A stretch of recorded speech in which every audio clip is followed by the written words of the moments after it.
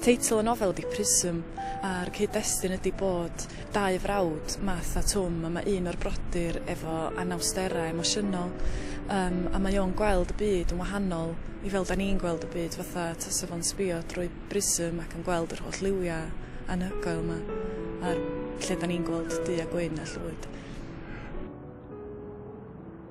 Mae Prism yn nofel sydd yn mynd o Gaernarfon i Benllyn, i Bort, i Tonfanau fan hyn, Llangrannog a Ddiddewi, ac mewn ffordd mae o'n daith o gwmpas yng Nghymru i, a be dwi'n caru am Gymru, a hefyd be mae mhlant i'n mwynhau.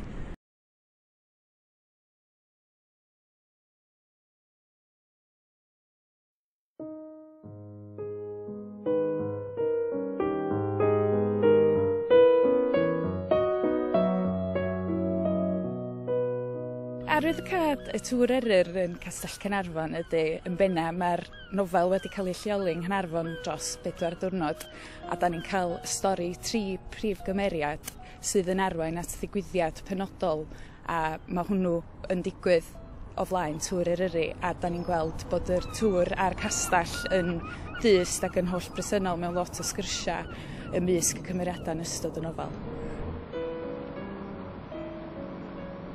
Mae'r Alarch yn rhyw fath o symbol neu motif trwy gydol y nofel o'r elfennau tywyll yng nghymeriadau 3 prif cymeriad, a wedyn mae'n cael ei bresennoli fel psychic sy'n aflonyddu arnyn nhw i gyd.